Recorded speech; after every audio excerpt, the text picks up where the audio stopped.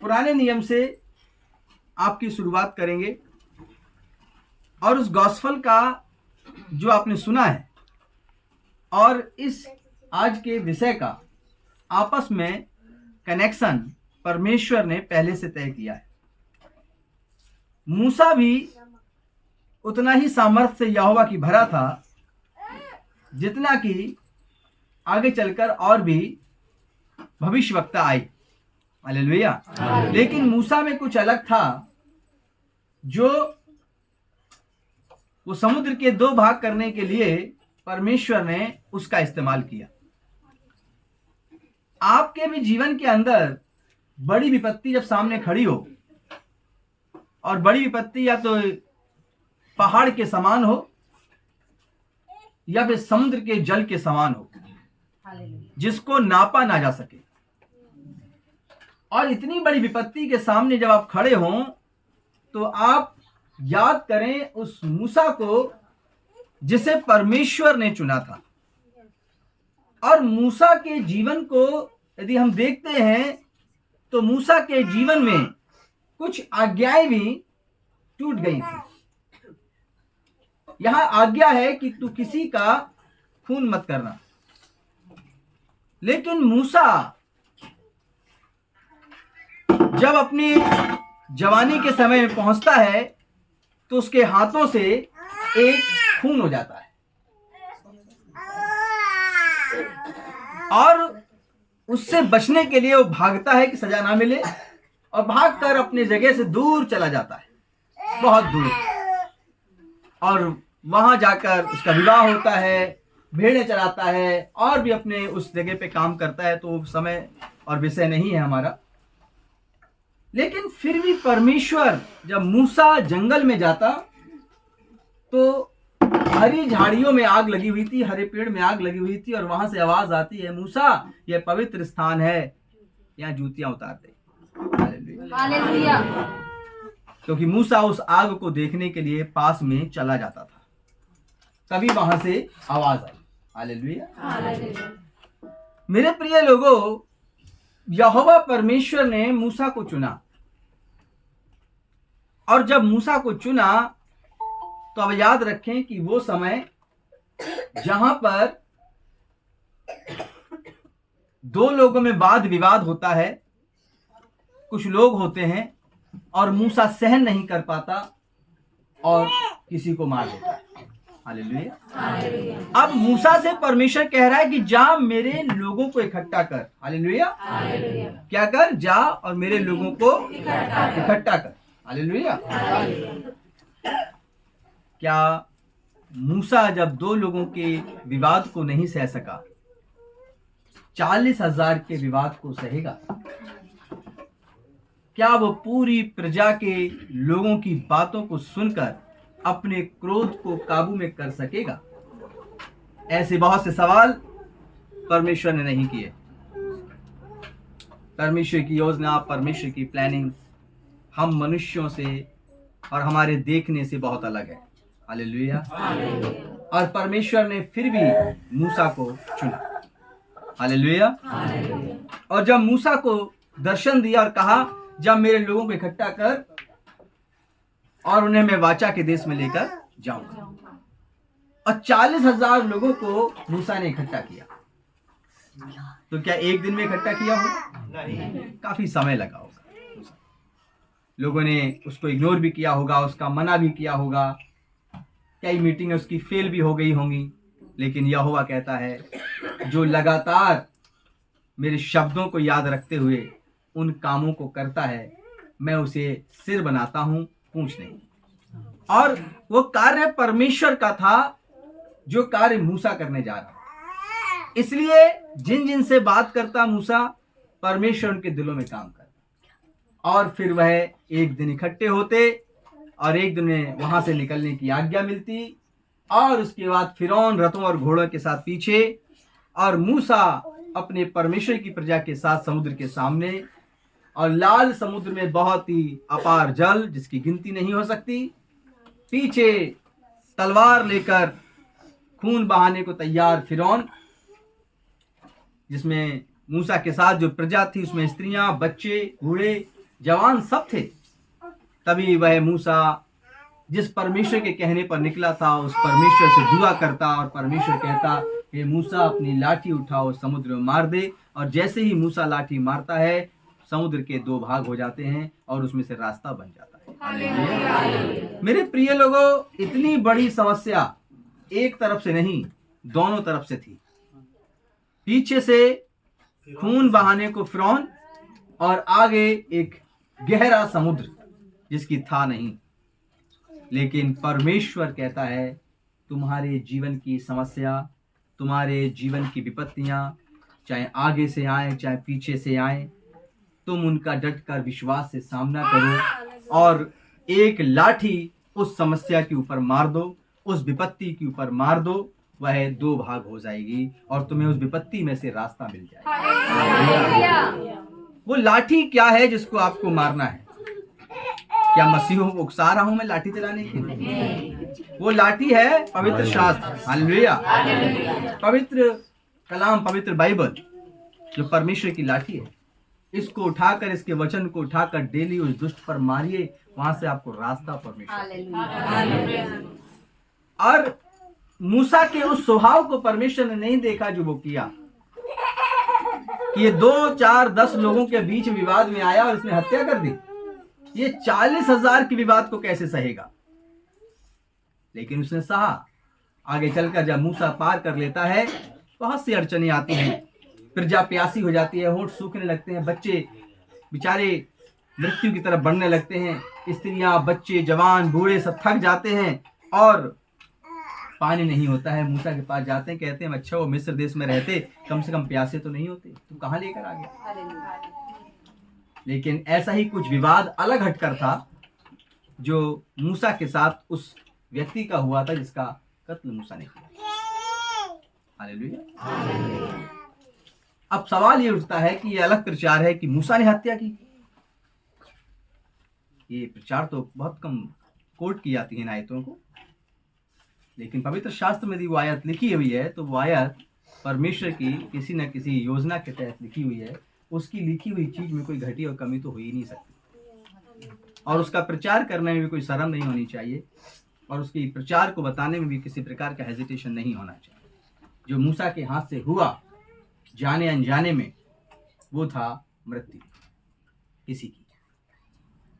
अब इतने हजार लोग, जब इतने सामने लोग विवाद में खड़े हुए हैं, तो मूसा गुस्सा कर सकता था, क्या बात करते हो, लाल समुद्र को 2 भागों में बांटा और फिर भी तुम कहते हो कि तुम्हारा परमेश्वर नहीं है, जाओ मैं तुम्हारे साथ नहीं चलता।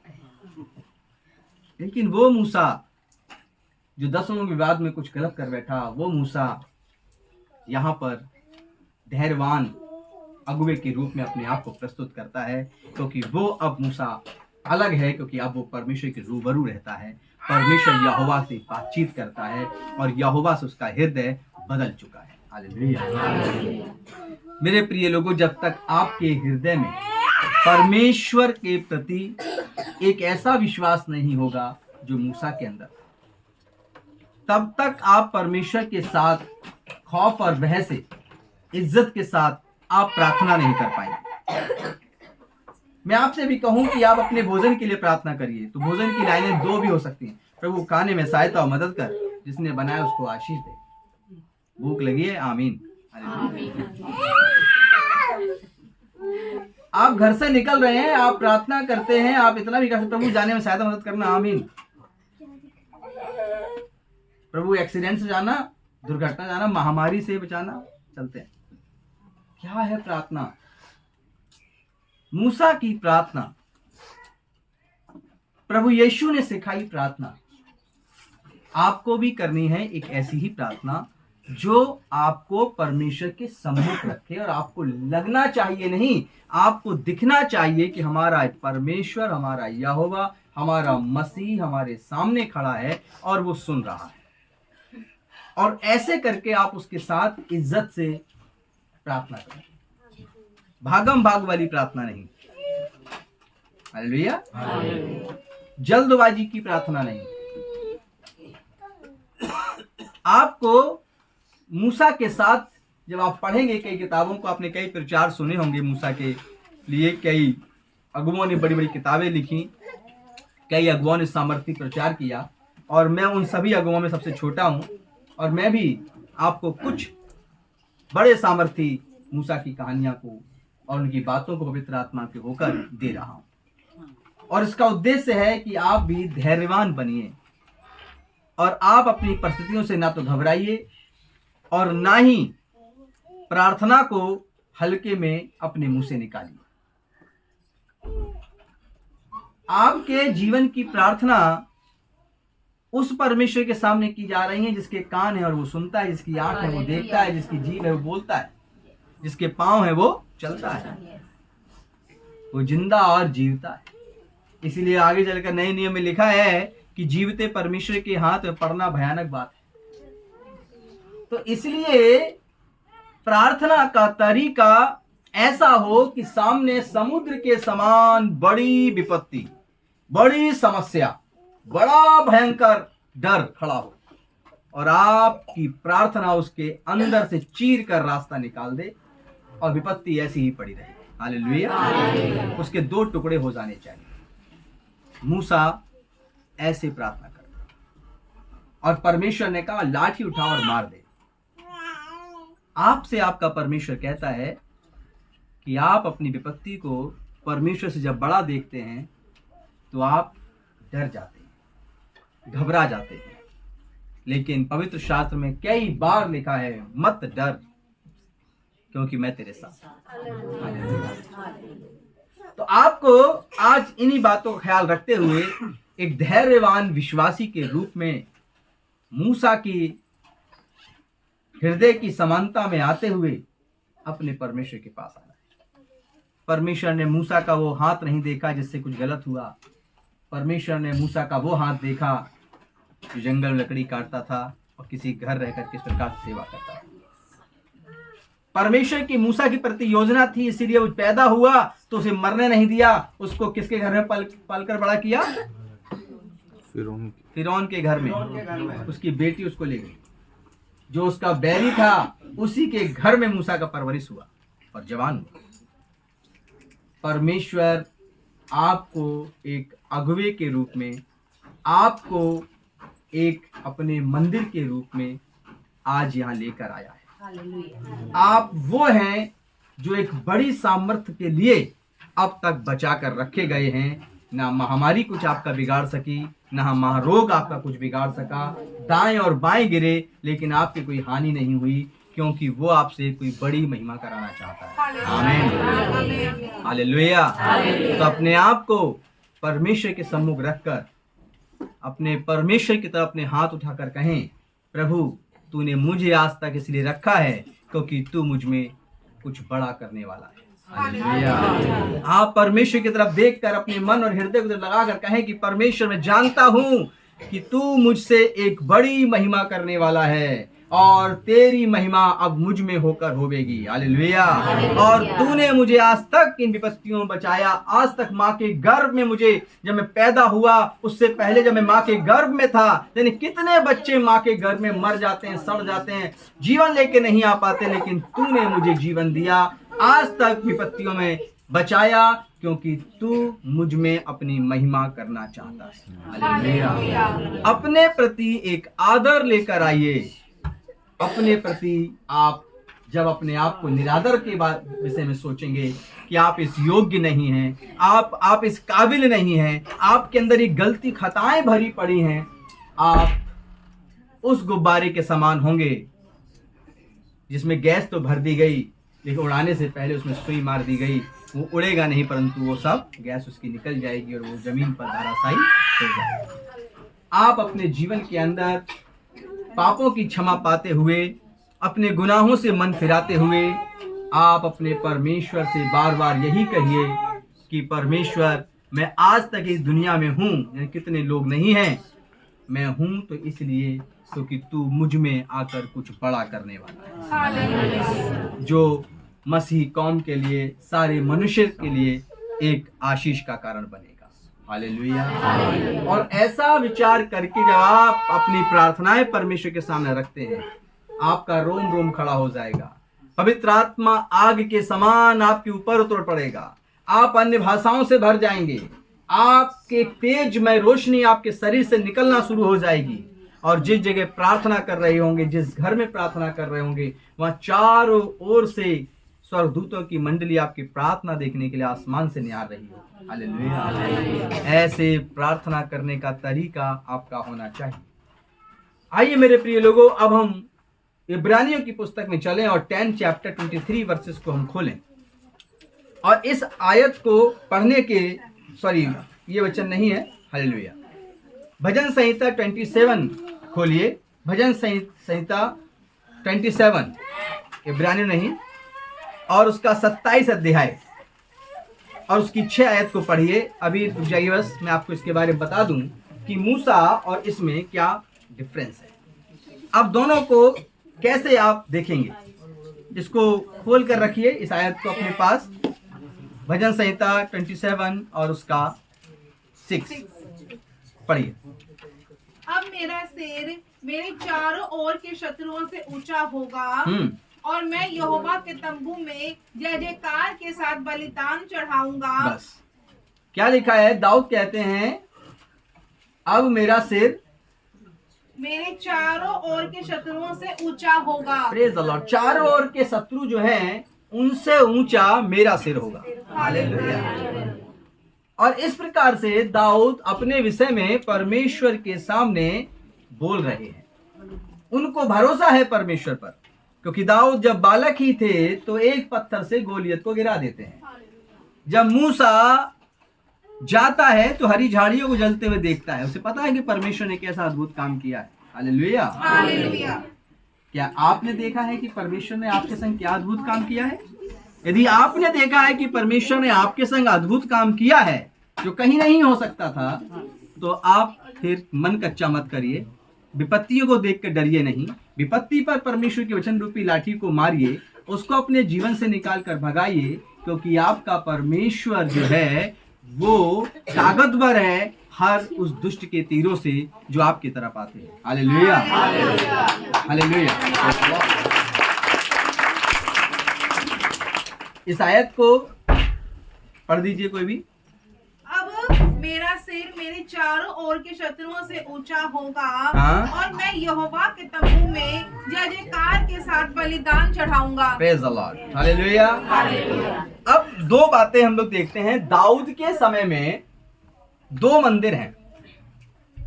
एक मंदिर गिबोन में था जो मूसा ने बनाया था, और मूसा के मंदिर में होम बलि सुबह और शाम चढ़ाई जाती थी नित्य लगातार। वो गिबोन में था और ऊंचे स्थान पे था, बहुत ऊंचे पर, और सुबह को और शाम को वहां पर होम बलि चढ़ाई जाती। अब हम बात करते हैं दाऊद की। परमेश्वर ने इज़राइल में अपना एक मंदिर स्थापित किया दाऊद के साथ, और दाऊद ने कहा कि चारों ओर के शत्रुओं से अधिक ऊंचा मेरा सिर किया है। हालेलुया। अब हम लोग बात करते हैं उन 2 मंदिरों में, तो क्या खास बात थी इस दाऊद के इस मंदिर की जिसकी नींव रखी जाती है। और दाऊद के पास एक संदूक होता है, संदूक जो परमेश्वर ने दिया था, और उस संदूक के विषय में दिया था या स्वयं वो संदूक यहोवा था। बहुत सारी बातें हैं संदूक के विषय में, जिसको मैं इस प्रचार में नहीं, कभी अगले प्रचार में आपको संदूक के विषय में बताऊंगा। संदूक के चारों कोने कैसे हैं, संदूक पे कितने पहरुए बैठे हैं, बहुत सारी बातें उसमें आपको पता लगेंगी। एक इतिहास की किताब खोलिए और उसका 39 और उसका 40 वर्सेस पढ़िए। पहला इतिहास 16 अध्याय 39 से 40। अब इसमें बात की गई है उस गिबोन के समय की। पढ़िए। फिर उसने सादोक याजक और उसके भाई याजकों को यहोवा के निवास के सामने जो गिबोन के ऊंचे स्थान में था ठहरा दिया। मूसा ने वहां पर जो बताया है कि एक जो ऊंचे स्थान पर गिबोन में था, वहां पर किसको ठहरा दिया? क्या लिखा है शुरू में? फिर उसने सादोक याजक और उसके भाई याजकों को। सदूक की लिखा है, सादोक सादोक और याजक और उसके भाई को यहोवा के निवास के सामने जो गिबोन के ऊंचे स्थान में था ठहरा दिया। Praise the Lord. यहाँ पर याजकों को ठहराया गया। किसको ठहराया गया? किसको ठहराया गया? याजकों को। हालेलुया। अब हम बात करते हैं कि मूसा ने क्या किया। मंदिर में याजकों को, सदोक को ठहरा दिया गया और वे वहां पर उस जगह पर वेदी पर होम बलि के लिए हमेशा उपस्थित रहते थे। अब हम बात करते हैं इसकी 40 वर्सेस को पढ़ लीजिए इसकी। कि वे नित्य सवेरे और सांझ को होम बलि की वेदी पर यहोवा को होम बलि चढ़ाया करे। और उस मूसा ने ये ठहराया परमेश्वर के द्वारा बात करके कि सुबह और शाम को जो याजक हैं वो उस वेदी पर होम बलि चढ़ाया करें और उन सब के अनुसार किया करे, और उन सब बातों के अनुसार किया करें जो यहोवा की व्यवस्था में लिखा है, और वो सब बातें करें जो यहोवा की व्यवस्था में लिखा है। अब हम बात करते हैं भजन संहिता 69 उसके 30 वर्सेस की। और यहाँ पर हम दाऊद के विषय में जानकर हम उस भवन की बात करेंगे जो दाऊद के पास था, जो परमेश्वर ने तैयार किया। पढ़िए। परंतु हे यहोवा, मेरी प्रार्थना तो तेरे प्रसन्नता के समय में हो रही है। हे परमेश्वर, अपनी करुणा की बहुतायत से और बचाने की अपनी सच्ची प्रतिज्ञा के अनुसार मेरी सुन ले। 69 का मैं गीत गाकर तेरे नाम की स्तुति करूंगा। भजन संहिता 69 और उसका 30 और 31। मैं गीत गाकर तेरे नाम की स्तुति करूंगा। मैं ये आयत सही है जो पहले पढ़ी वो नहीं थी। यहाँ पर लिखा है कि मैं गीत गाकर तेरी स्तुति करूंगा। अब दाऊद के भवन की बात आ रही है। मूसा का जो मंदिर जो मूसा के समय परमेश्वर ने बनवाया था, वहां पर क्या था? याजक ठहराया गया था और याजक को व्यवस्था के अनुसार सुबह और शाम होम बलि चढ़ाना था।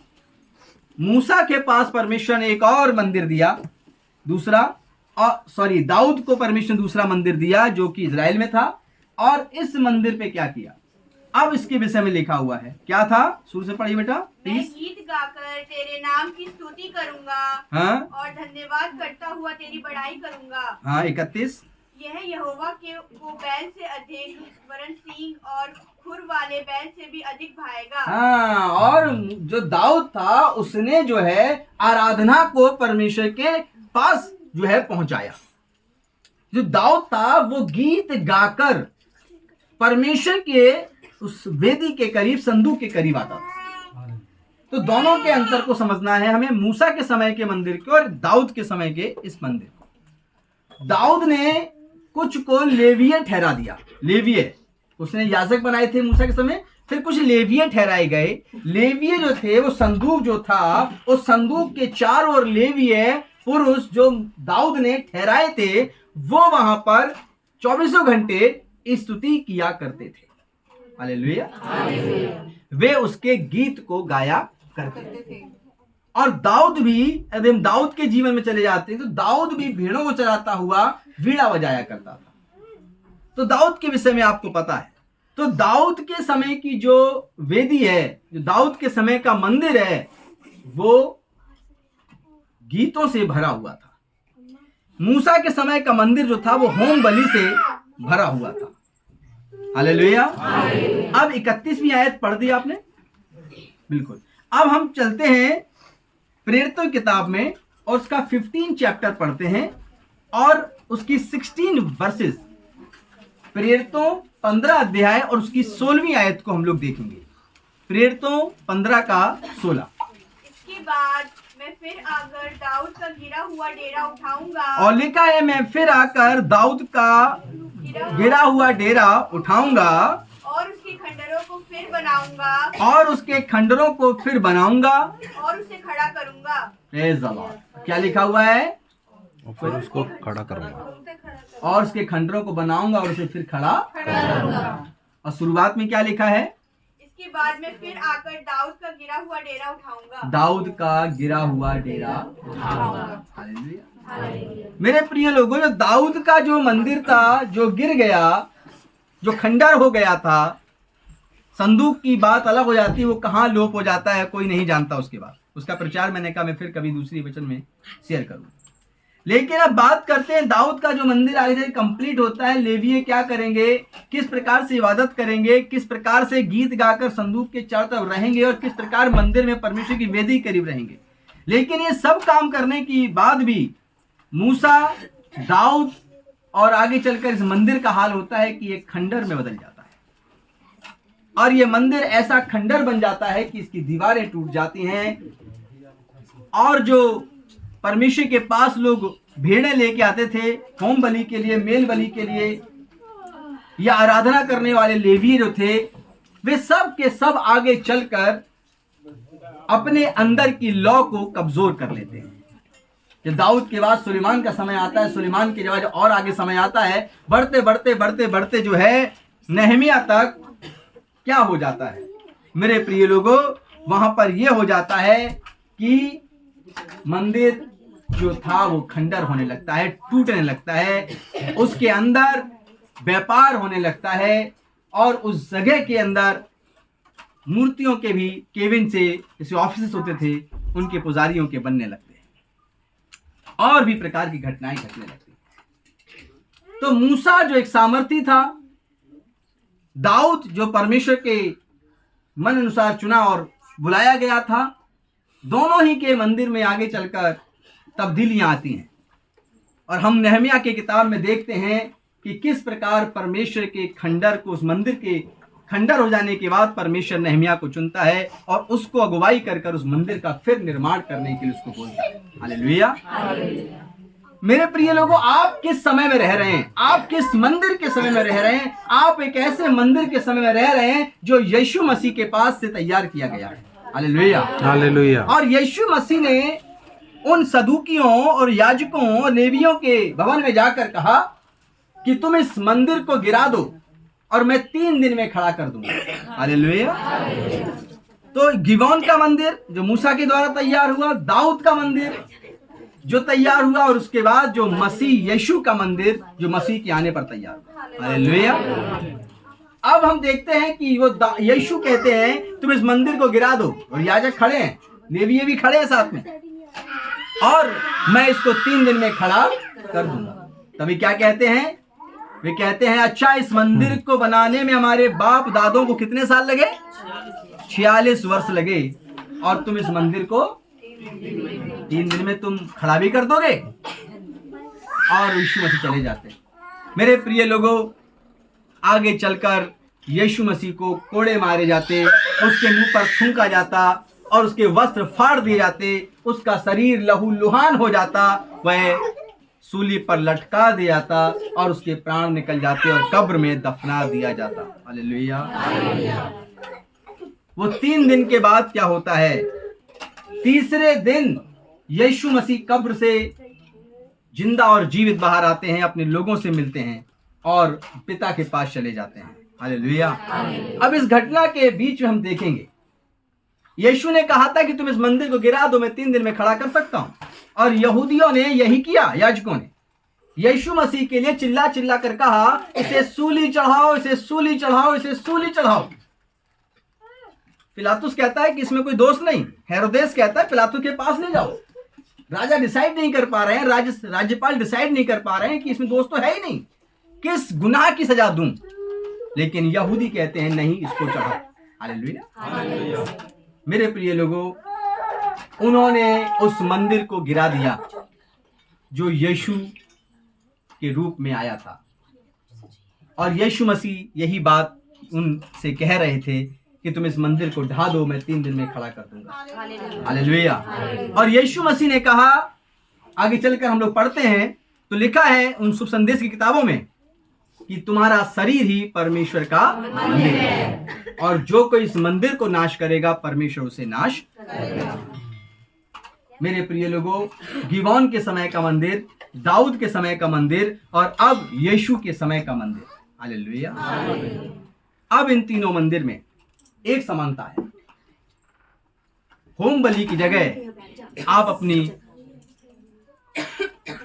हाथ को ठोकर खिलाए अलग कर दो, आंख को ठोकर खिलाए निकाल कर फेंक दो। यीशु ने कहा बलिदान जब आप अपने होठों से पश्चाताप करते और अपने पापों को स्वीकार करते और रो रो कर विनती करते, प्रभु मैं पापी हूं, मुझे पवित्र और शुद्ध कर, आप एक बलिदान करते हो और अपने पापों के लिए अपने प्रभु के चरणों में आते हो, प्रभु का लहू आपको छूता और शुद्ध करता है। हालेलुया।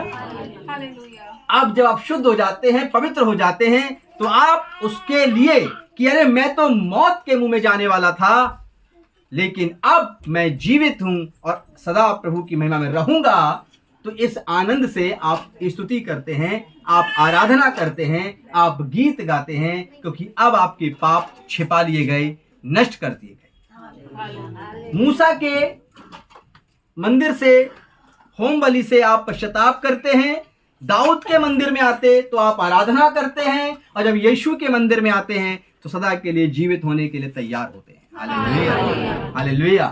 और इस प्रकार प्रभु यीशु ने जो कहा कि तुम्हारा शरीर ही परमेश्वर का मंदिर है, तो मेरे प्रिय लोगों, आप एक स्वयं मंदिर हैं।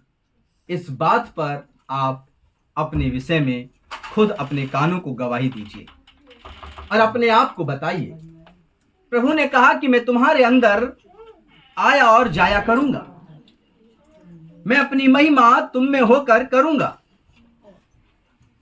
वो मंदिर खंडर हो गया था जो दाऊद के समय बना था।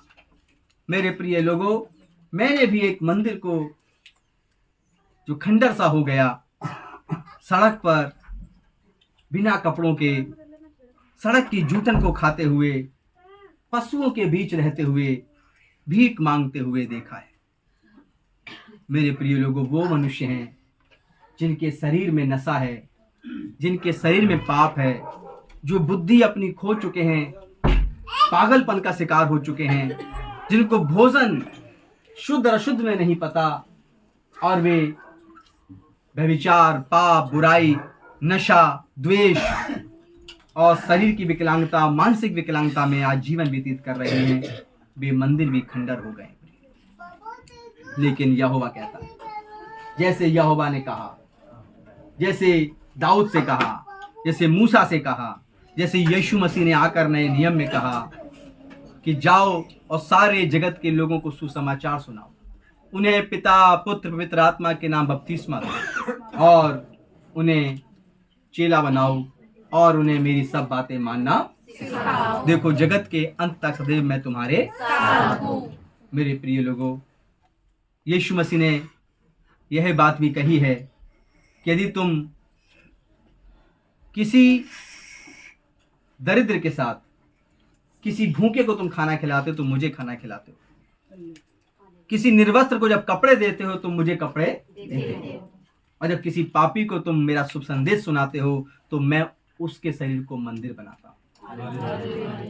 आज ऐसे बहुत से लोगों को आप सर तमाम तकलीफों में पड़ा हुआ देखना, तो आप उसके शरीर को देखना और कहना ये मंदिर भी खंडर पड़ा है, हे यहोवा इसको भी बना दे। हालेलुया। लेकिन आप अपने मंदिर के विषय में बात करिए और आप बात करिए कि परमेश्वर ने भी आपको एक मंदिर दिया और वो आपका शरीर है, और परमेश्वर चाहता है कि ये मंदिर डाकुओं की खो ना बने।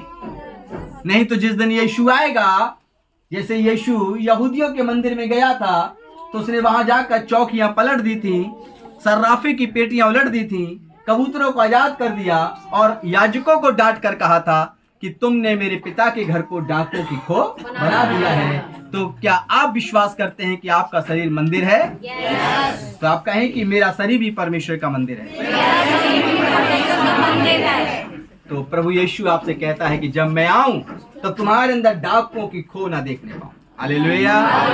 नहीं तो मैं भी चौकियां पलट दूंगा तुम्हारी और तुम्हारे दीवट को हटा दूंगा। हालेलुया। मेरे प्रिय लोगों, आप इस बात का बार बार अपने कानों को आह्वान कराइए, बार बार अपने कानों को सुनवाइए कि आपका शरीर परमेश्वर का मंदिर है।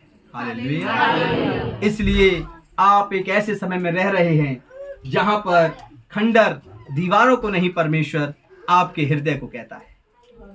आपके घर के कलेश, आपकी तकलीफें, आपकी बीमारियां, आपके रोग, आपकी अशिक्षा, आपके जीवन के अंदर बहुत सा बिखराव, ये सब खंडर है। और यहोवा कहता है मेरा वचन तुम्हारे पास आया है ताकि तुम इस मंदिर को बनाओ और ऐसा बनाओ कि जैसे कि सुलेमान के मंदिर में दूर दूर के लोग आते थे और कहते थे देखना चाहता हूँ कैसा सजाया है इसने। हालेलुया। परमेश्वर चाहता है वो मंदिर आप बने और आपके जीवन को जब कोई देखे, आपके घर के अंदर कोई देखे, आपके व्यक्तिगत जीवन में देखे, आपके परिवार के जीवन में देखे, तो क्या देखे कि ये सजा हुआ है, एक डेकोरेट है, और वो लोग कहें कि यार ये घर ऐसा कैसे, ये जीवन इनका ऐसा कैसे, ये निश्चित अद्भुत काम है, कैसे हुआ, तो आप कहें ये मेरे परमेश्वर यहोवा से हुआ, मेरे मसीह यीशु से हुआ। हालेलुया। और इसने मेरे मंदिर को तैयार किया।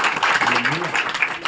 तो अब आप जान जाइए कि इस समय और यीशु के आने की बाढ़ जोते समय हम एक ही चीज की कल्पना करें कि ये मंदिर यहोवा की इबादत के लिए, परमेश्वर की इबादत के लिए। हालेलुया। और मुझे और आपको बार बार अपने परमेश्वर के समीप आना है। हालेलुया। जानते हैं कि आप कलीसिया में क्या होना चाहिए? जानते हैं कि आप कलीसिया में जो है क्या होना चाहिए? फिर से मैं हिंदी में बोलूंगा।